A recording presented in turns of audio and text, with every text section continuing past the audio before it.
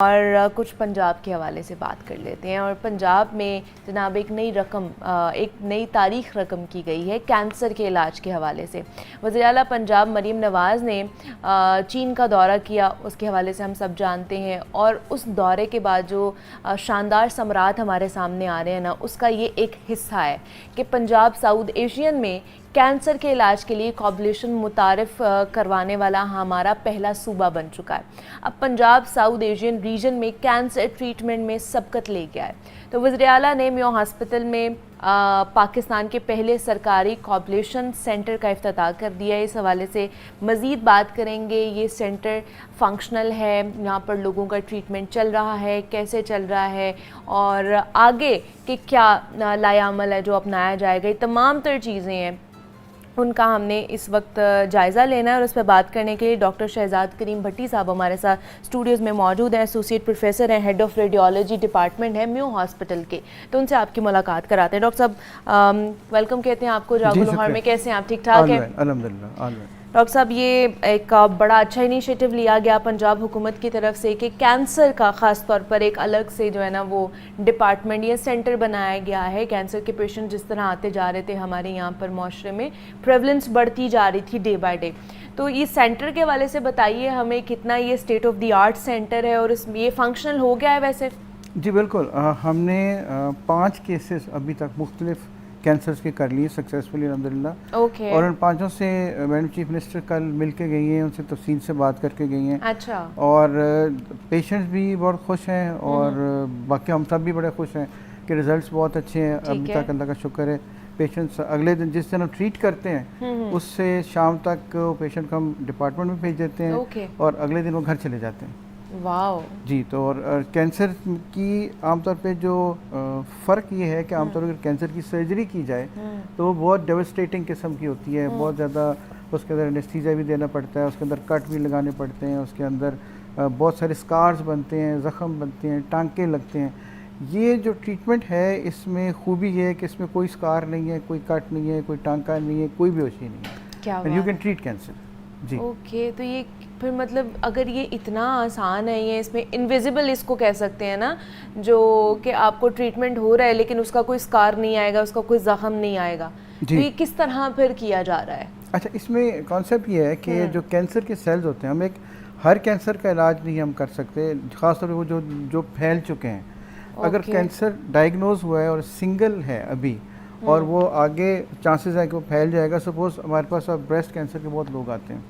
अब breast cancer में होता ही है कि गिल्टी बनी, वो गिल्टी फिर जब उसकी सर्जरी होती है तो बाज़ वक़्त पूरी ब्रेस्ट को रिमूव करना पड़ता है या बहुत ज़्यादा स्कार्स बनते हैं। जी। हम इसमें करते ये हैं कि अल्ट्रासाउंड के ज़रिए हम उस गिल्टी तक पहुँचते हैं, यानी सिर्फ एक नीडल का समझे सुराख होता है जो बाद में पता भी नहीं चलता। ठीक है। ये ट्रीटमेंट करता ये है कि उस कैंसर को हम पहले कोल्ड कर, इसलिए कोएबुलेशन कहते हैं। को मीन्स 2 कि पहले उस -195 डिग्री तक उस कैंसर को हम ठंडा कर देते हैं, जिससे उसके कैंसर के सेल्स जो हैं वो डेड हो जाते हैं, फ्रॉस्ट बाइट हो जाती है। फिर उसी टेम्परेचर को 0 पे लाते हैं, फिर +84 पे जाके उसको हीट कर देते हैं, यानी वो सेल्स जो बाकी बचते हैं जो हीट से डिस्ट्रॉय होते हैं वो डिस्ट्रॉय हो जाते हैं। और उसके बाद फिर हम पेशेंट की जब हम प्रोसीजर ख़त्म करते हैं तो पूरे प्रोसीजर के दौरान ना ठंडे होने से और ना गर्म होने से, दोनों सूरतों में पेशेंट को कोई पेन नहीं होती, पेशेंट को कुछ पता नहीं चलता, वो आराम से हमारे साथ बातचीत कर रहे होते हैं। और उसके बाद हम उनको वार्ड में भेजते हैं 1 से 2 घंटे के लिए मॉनिटरिंग के लिए, और अगले दिन उनका मुआयना करके उनको घर भेज देते हैं। That's it. यानी अब सोचें कि एस्थेटिकली भी कोई स्कार नहीं बना, कोई काटा नहीं, कोई टांका नहीं लगाया, बेहोश नहीं किया, एनेस्थीसिया कॉम्प्लिकेशन कोई नहीं है। वो इस हिसाब से with in few hours patient can go back. वो पेशेंट जो है ना वो ट्रीट होके वो घर चला जाता है। अच्छा, अभी जो जैसे आपने बताया कि 5 ऑलरेडी पेशेंट्स को आप लोगों ने ट्रीट कर लिया हुआ है, तो वो कौन कौन से पेशेंट, उनको किस तरह का कैंसर था? मतलब मुख्तलिफ इकसाम है ना कैंसर्स की, तो उनको किस तरह का कैंसर था और उनको ट्रीटमेंट सेम हुआ है या डिफरेंट हुआ है? ट्रीटमेंट का कॉन्सेप्ट तो सेम है। ठीक है। फ़र्क सिर्फ ये है, हमने पेशेंट ट्रीट किए, एक लंग कैंसर था। लंग कैंसर के लिए भी पूरा फेफड़ा निकालना पड़ता है और एक बहुत बड़ी सर्जरी होती है। एक हमने किया लिवर कैंसर। लिवर कैंसर के पेशेंट के लिए या तो वो कहते हैं लिवर का कुछ हिस्सा काट दें या फिर ये कहते हैं कि लिवर ट्रांसप्लांट करें। हम जो लिवर और लंग के पेशेंट्स हैं ये हमने किए सीटी स्कैन के जरिए, यानी हम कोई भी चीज़ देख के करते हैं, ब्लाइंड नहीं करते। यानी हमें नज़र आ रहा होता है कि ट्यूमर कहाँ पे है, किस साइज़ का है, लोकेशन कितनी है, और जो हम प्रोसीजर कर रहे हैं उसका असर कितना जा रहा है। तो ये थोड़ी सी इसमें टेक्निकल चीज़ें हैं कि कितनी देर को करना है, कितनी दफ़ा करना है, but with time with the experience वो आप चीज़ें लर्न करते रहते हैं। लेकिन दो चीज़ें तमाम में कॉमन है कि एक तो ये कि आपको अंडर विजन करना है, या अल्ट्रासाउंड पे करें या सीटी स्कैन के ज़रिए करें।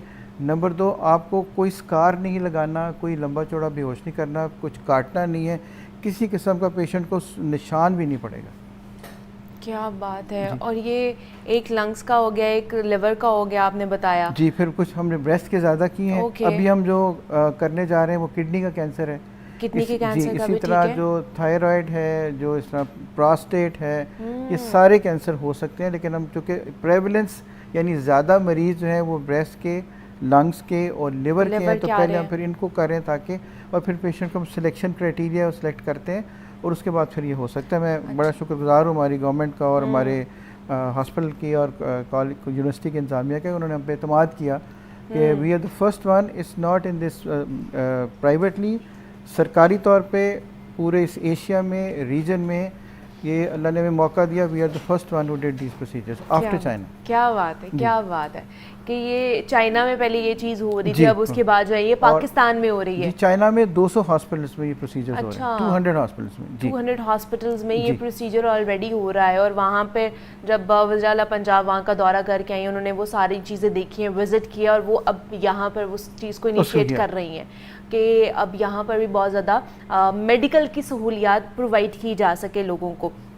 तो इसका क्या क्राइटेरिया क्या है? लोग अब हमें देख रहे होंगे तो उनको अब उनके दिमाग में होगा कि अगर हमने वहाँ जाना है तो उसका क्या क्राइटेरिया है, किस तरह सिलेक्शन की जा रही है, कोई तो क्राइटेरिया होगा जी। बिल्कुल, या कोई भी आ सकता है, स्टेप इन कर सकता है। जी, आ तो कोई भी सकता है, ठीक है, इसमें तो कोई नहीं, आ तो कोई भी सकता है। हमारा वहाँ पे कोएगुलेशन सेंटर है सर्जिकल टावर म्यू हॉस्पिटल में, सर्जिकल टावर म्यू हॉस्पिटल में। वहाँ पे जो पेशेंट्स आते हैं हम उनको रजिस्टर करते हैं, ठीक है, उनको फिर एग्जामिन करते हैं। और फिर हम अकेले एग्जामिन नहीं करते, हमारे पूरी एक टीम है जिसमें सर्जरी के लोग हैं, जिसमें ऑन्कोलॉजी के लोग हैं, कार्डियोलॉजी के लोग हैं, एनेस्थीसिया के लोग हैं। फिर उस पेशेंट की फ़िटनेस देखी जाती है, फिर पेशेंट के सारे क्राइटेरिया देखे जाते हैं। फिर ये देखा जाता है कि कैंसर अगर खुदा न खास्ता एक जगह से ज़्यादा जगह फैल चुका है तो फिर उसको करने का उतना फ़ायदा नहीं है। अगर सिंगल है उसका फ़ायदा इसलिए कैंसर वहीं पे ख़त्म हो जाएगा, आगे जाएगा, स्प्रेड नहीं होगा। सो हमारे लिए एलिजिबिलिटी क्राइटेरिया में अगर ये बेहतर तो ये कि अगर सिंगल लीजन है तो दैट इज़ उसका फ़ायदा बहुत है, पेशेंट को भी फ़ायदा बहुत है, फैमिली को भी फ़ायदा बहुत है। और जो कि इतना अच्छा खासा महंगा इक्विपमेंट है, हमारी कोशिश ये होगी कि उनको इस्तेमाल किया जाए जिनको लॉन्ग टर्म इफेक्ट ज़्यादा है। ओके, यहाँ पर आम मैन लैंग्वेज में कह सकते हैं कि जिनका फर्स्ट स्टेज पे है, जिनका डायग्नोज हो गया फर्स्ट स्टेज पे, उनका जो है ना उनके लिए बड़ा ये अच्छा और मुफीद हो सकता है ये वाला ट्रीटमेंट। जिनका थर्ड स्टेज पे या फिर फोर्थ स्टेज तक पहुँच चुका है, लास्ट स्टेज तक पहुँच चुका है, उनके लिए उतना कारआमद नहीं हो सकता। वो जी इसलिए कारआमद नहीं हो सकता क्योंकि वो ऑलरेडी स्प्रेड हो गया हुआ है ना सारा आपकी बॉडी के एक लीजन को जो लंग में है या ब्रेस्ट में है या किडनी में, उसको तो ट्रीट कर देंगे जी। लेकिन what about the rest of the body, बाकी जिस्म को तो हम ट्रीट नहीं कर सकते। उसके लिए तो उनकी जो रेडियो कीमोथेरेपी चल रही है, लेकिन इसके लिए हम कोई क्राइटेरिया बनाएंगे कि अगर किसी की रेडियोथेरेपी या कीमोथेरेपी चल रही है, अगर हम एक मेन प्राइमरी रीजन जहाँ से कैंसर ओरिजिनेट कर रहा है तो अगर उसको ख़त्म कर दें तो उन पेशेंट को कितना फ़ायदा हो सकता है। ना नहीं है, सिर्फ हम बेड के भी गाइडलाइंस बना रहे हैं कि इनका क्राइटेरिया आगे कैसे करना चाहिए। तो उसके लिए हमारा चाइना से भी रब्ता है, वहाँ के डॉक्टर से भी रब्ता है, हम उनके साथ रब्ते में रहते हैं, जिनका एक्सपीरियंस है उनसे हमसे पूछते रहते हैं, गाइडेंस लेते रहते हैं, वो लोग आते भी रहते हैं। तो इसलिए इट्स अ कोलैबोरेशन और it's going on very well अल्हम्दुलिल्लाह। ओके, अच्छा, इसकी रिपोर्ट्स जब आई थी वो मैं पढ़ी थी, उसमें बताया था कि चाइना के जो डॉक्टर्स हैं उन्होंने ट्रेनिंग भी दी है हमारे डॉक्टर्स को कि ये किस तरह करना है। वाकई ऐसा है? जी, मैं गया था चाइना और मैं खुद ट्रेनिंग लेके आया था। अब अल्लाह का शुक्र है हम आगे अपने जो डॉक्टर्स हैं उनको ट्रेन करें ताकि सिर्फ यहाँ पे ना रहे, ये बाकी शहरों में भी जाना चाहिए। जैसे मैडम चीफ मिनिस्टर जो हैं वो ऐलान करके गई हैं कि एक मशीन जो है रावलपिंडी के लिए और एक मशीन मुल्तान के लिए भी उनका ये भी ख़रीदें। फिर हमें कहा गया है कि आप उनके लोगों को बुलाएं, उनको ट्रेन करें ताकि ये सारा प्रोसीजर जो इस यहाँ पे लाहौर में हो रहा है, ये पंजाब के बाकी शहरों में भी होना चाहिए। ठीक है कि ये पूरा एक पॉपुलेशन सेंटर बनाया गया है कैंसर को ट्रीट करने के हवाले से, और सूबा पंजाब में ये पहला सेंटर बना है मेयो हॉस्पिटल में। तो आप जा सकते हैं वहाँ पर, अगर खुदा न खास्ता आपको कैंसर है, डायग्नोज हो चुका है, तो आप जाके इनसे रब्ता कर सकते हैं कि ये तारीख रकम की गई है एक पंजाब हुकूमत की तरफ से, वज़ीर आला पंजाब की तरफ से। अच्छा, ये थोड़ा सा इसकी जो ऑपरेशन है, यहाँ पर जो मशीन्स हैं, उसके हवाले से बताइए, कितनी एक्सपेंसिव हैं, कितना जो है ना, ये कह लें कि एक ही मशीन ली गई है? जी, फिलहाल एक मशीन ली गई। अच्छा। एक अच्छी खासी एक्सपेंसिव है। तो जो पूरा प्रोजेक्ट है वो तकरीबन $2 मिलियन का है। $2 मिलियन का है ये पूरा प्रोजेक्ट। ओके। और उसमें होता है कि पर पेशेंट कॉस्ट जो है वो तकरीबन कोई 15 से 16 लाख रुपए आती है। ओके। पर पेशेंट कॉस्ट। लेकिन अगर हम इस कॉस्ट को डिवाइड करें कि एक पेशेंट को आपने ट्रीट कर दिया और वो उठ के अल्लाह की तरफ से घर चला गया, ठीक है, उसी तरह उसी पेशेंट को अगर उसकी सर्जरी की जाए, एनेस्थीसिया दिया जाए, उसको वार्ड में रखा जाए, फिर कमरे में रखा जाए, फिर कीमोथेरेपी की जाए, फिर रेडियोथेरेपी की जाए, फिर साइकिल्स किए जाए, फिर दवाइयाँ दी जाएँ, तो अल्टीमेट कॉस्ट अगर हम और हमारे इर्द गिर्द के जो कैंसर हॉस्पिटल्स हैं अगर उसमें से बनाई जाए तो टोटल कॉस्ट इससे ज़्यादा बनती है। लेकिन उसका फ़र्क ये है कि वो फिर फैली होगी साल में 6 महीने में। ये तो पेशेंट आ जाएगा अल्लाह के करम से, दोपहर को उसका प्रोसीजर होगा, शाम को वार्ड में जाएगा, अगले दिन घर चला जाएगा।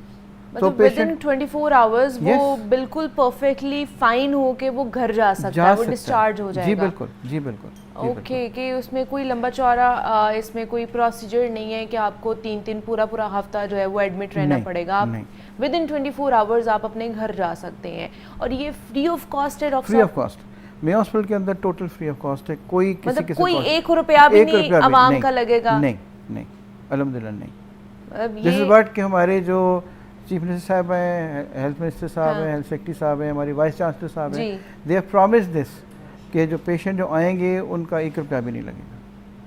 ठीक है। हमारे पास तकरीबन कोई 200 से 250 पेशेंट्स के लिए जो इक्विपमेंट है, जो डिस्पोजेबल्स हैं वो मौजूद हैं। और मैडम आज कल कह के गई हैं, मुझे भी कह के गई हैं कि अगर आप काम करें, जब आपको ज़रूरत पड़ेगी तो हमने अपने सारे ऑफिशियल्स को, सेक्रेटरी हेल्थ साहब को भी कह दिया है कि if you need more we will provide you more. ठीक है जी। तो अभी ये जो 5 पेशेंट्स आप लोगों ने ट्रीट किए हैं, अब इनका दोबारा फीडबैक लिया जाएगा, दोबारा से बुलाया जाएगा, या फिर अब ये परफेक्टली फाइन है, इनको कोई दोबारा से आके रेडियो जैसे वो लगवाते हैं ना, रेडियोथेरेपी जो होती है वो करवाने की ज़रूरत नहीं है, उन्हें मेडिकेशंस की ज़रूरत नहीं है, वो बिल्कुल परफेक्ट हो गए? नहीं, उसमें हम क्राइटेरिया करते हैं, जैसे हम क्यों रखते हैं, हम 24 घंटे बाद उस पेशेंट का दोबारा या सीटी स्कैन करते हैं या अल्ट्रासाउंड करके उनका दोबारा देखते हैं कि हमने जो प्रोसीजर किया है वो किस हद तक कामयाब है, कोई कॉम्प्लिकेशन तो नहीं हुई। नंबर 2, हम उनको बुलाएंगे 1 महीने बाद, दोबारा बुलाएंगे 3 महीने बाद, दोबारा बुलाएंगे, उनके सारी टेस्ट करेंगे, ये देखेंगे जो हमने किया था वो कहाँ तक कामयाब है और इसके अलावा उसके असरात कहीं जिस्म के दूसरे हिस्से में तो नहीं है। फिर हमारा जो राब्ता है वो ऑन्कोलॉजी वालों से रहता है। यानी इसका मतलब ये नहीं कि हम सब कुछ ख़त्म हो गया, उनके साथ हमारा राब्ता रहता है, उनके साथ हम उनको बताते रहें कि जनाब कहीं और किसी जगह पे तो नहीं चला गया, कोई और कॉम्प्लिकेशन तो नहीं हुई, ये तो हमने कर दिया, what about rest of the body. So हमारा राब्ता रहेगा उनके साथ, अगर ज़रूरत किसी मज़ीद ट्रीटमेंट की होगी तो वो भी हो सकता है। ठीक है, मतलब वो उसको ऑब्जर्वेशन में रखेंगे। जी बिल्कुल, पेशेंट को हमने एजुकेट करके पेशेंट को कि उसको एजुकेट भी करना है और उसको ऑब्जर्व भी करता रहना है कि आया वो इसका कितना असर पड़ रहा है और वो जो सेल्स को डेड किया गया है वो दोबारा से एक्टिव तो नहीं हो गए हैं, क्योंकि बहुत दफ़ा ये होता है ना कि कुछ सालों बाद वो दोबारा से एक्टिव हो जाते हैं और कहीं और किसी और ऑर्गन को भी वो आपको इफ़ेक्ट करते हैं। तो ये बड़ा अच्छा इनिशिएटिव लिया गया है पंजाब हुकूमत